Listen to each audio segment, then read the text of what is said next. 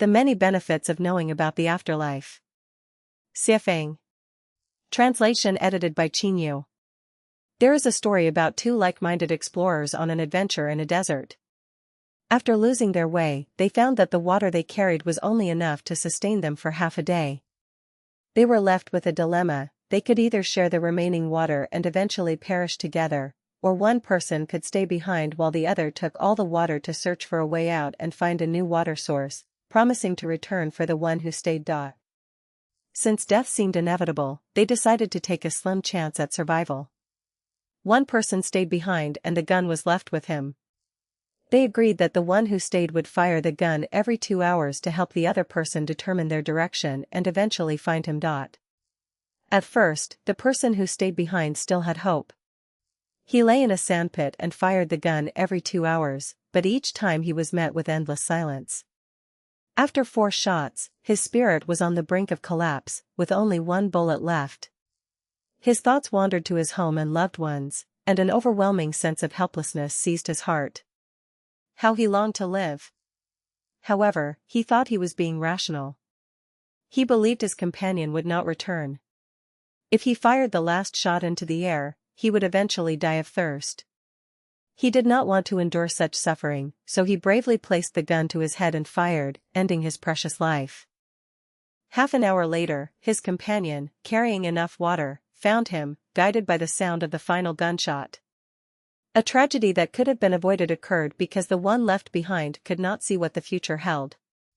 If he had known that his companion had already found water and was on his way back, the tragedy would not have happened. Similar tragedies happen to humans every day, particularly to those who, under the guise of rationality, believe there is no afterlife and hold no hope for it. Whether from logical reasoning, global evidence proving the existence of an afterlife, the teachings of Jesus and Buddha, or the direct visions of those with spiritual insight, it is clear that life indeed continues beyond death. The main reason most people do not believe in the afterlife is that they are overly rational. Clearly, the companion was coming with water, but the person left in the desert could not see it. Because he could not see it, he rationally refused to believe it. Isn't this a tragedy? If we do not believe in an afterlife, then our only choice is to make the most of this life, to strive and toil in the present. If life has no afterlife, then all morality is hypocritical. Whoever can live better than others is deemed successful. In this view, fighting, robbing, oppressing, and coercion become justified. It becomes a matter of survival of the fittest. The successful are heroes, the failures are fools. It is about who is more cunning, who can outwit whom. The victor becomes the king, the defeated, a bandit. What use is there for conscience? What use for morality? If we do not believe in an afterlife, then in times of success, one might become complacent, arrogant, and lawless. In times of failure, one might blame the heavens, the earth, and their parents, becoming irritable and hostile towards society and nature. When all other options are exhausted, the only path left may be to point the gun at one's own head and pull the trigger, ending one's life. However, if we understand that life has an afterlife, we can leisurely enjoy life, whether this life is marked by success or failure. This life is merely one journey in the continuum of life. Why be overly concerned? In the end, heroes and fools alike are reduced to dust, leaving behind just a mound of dirt covered by grass. Only life continues to move forward. If we know there is an afterlife, we will not be distracted by fleeting illusions, but will view life as a process of profound transformation, focusing on how to shape a better future for our life. A life with hope and a life without it are fundamentally different.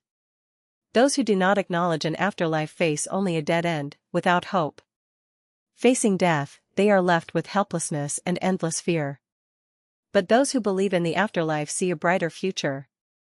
They face death calmly, gracefully, and with optimism. Such a life is beyond the reach of those who live merely to survive.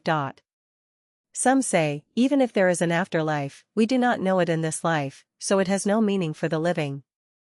It is better to live each day as it comes and make the most of it. Without hope or faith in an afterlife, how can we live well? Even birds seem to live more joyfully than humans. Are we to live like animals? A person who believes in the afterlife has a fundamentally different inner world than one who does not. Noble ideals and the highest moral values are pursued and upheld by those who firmly believe in the afterlife, while inhumane laws and crimes are committed by those who do not. Is there an afterlife? Ask Jesus Christ, ask Buddha Shakyamuni, ask Xiafeng, and you will find the answer.